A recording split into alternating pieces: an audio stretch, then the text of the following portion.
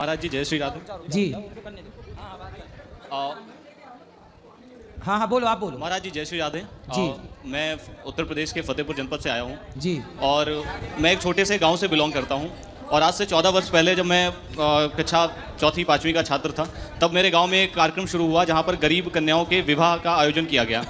महाराज जी पहले वर्ष जब वो कार्यक्रम हुआ तो एक कन्या का विवाह हुआ, पूरे गांव ने बढ़ चढ़ कर उसमें हिस्सा लिया, सबने भागीदारी दी और एक अच्छी तरीके से जैसे अपनी घर की एक बेटी को हम विदा करते हैं उसी तरीके से उन बहन का विदाई का कार्यक्रम हुआ, सब संपन्न हुआ। आज महाराज अब ये 15वां साल होगा हमारा जब जो हम नवंबर पे करने जा रहे हैं।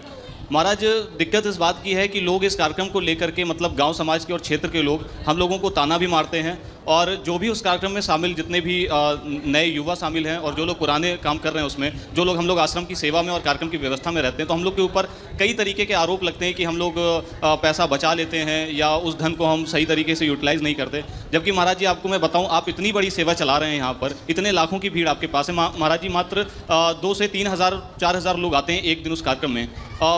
5 से 7 लाख रुपए का चंदा आता है जिसमें हम 21 बेटियों की शादी मिनिमम कराते हैं। उनको पूरा जितना एक सामान दिया जाता है बेसिक, वो सारा सामान भी देते हैं जिसकी लगभग कीमत जो है 70 से 80 हज़ार रुपये की होती है।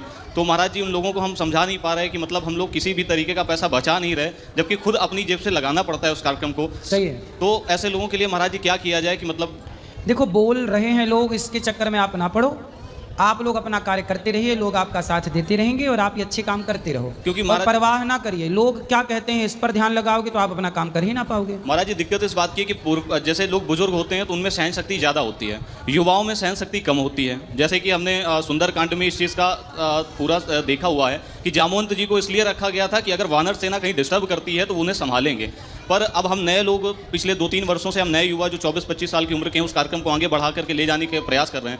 हम लोगों से कोई ऐसा कहता है तो महाराज जी कुछ समय के लिए बर्दाश्त के बाहर होता है और बहुत कंट्रोल करना पड़ता है जवाब में। तो कोई बात नहीं। देखो बेटा, आप कितने साल के हो? मैं 25 साल का हूँ। फिर आपका ये भाई अनिरुद्ध, आप जी महाराज जी। मैं भी आपकी उम्र का ही, लगभग आपसे उम्र ज़्यादा है मेरी, लेकिन आप 25 साल के हो। जब मैं 23 साल का था तब से समाज की सेवा कर रहा हूँ और कन्याओं का विवाह भी पहले बहुत होता था, अब माताओं की सेवा, ये सब सेवा इतनी करने के बाद भी समाज इतना बोलता है। हमें तो बड़ी इंटरनेशनल मीडिया बोलती है गलत गलत, फिर भी हमें कोई प्रभाव नहीं, हम अपना काम करते रहते हैं। आप भी इसलिए महाराज जी आपसे मैंने ये प्रश्न पूछा क्योंकि आपके ऊपर जो आरोप लगते हैं वो तो पूरा विश्व देखता है। हाँ। हमारे ऊपर जो आरोप लगते हैं वो एक छोटा सा क्षेत्र देखता है। हाँ। तो हम कैसे उसे फेस करें? इसलिए ध्यान मत दो, अच्छे काम करने वाले को ही लोग गलत ठहराने की कोशिश करते हैं। जी, जो गलत है उसे कोई क्यों गलत कहेगा? महाराज जी आपसे आशीर्वाद के रूप में यही चाहेंगे कि इस बार जब नवंबर का कार्यक्रम होगा तो हम आपको उसमें निमंत्रण पत्र आपके पास लेकर के आएंगे, तो उसे स्वीकार करिएगा। जरूर। धन्यवाद। राधे राधे।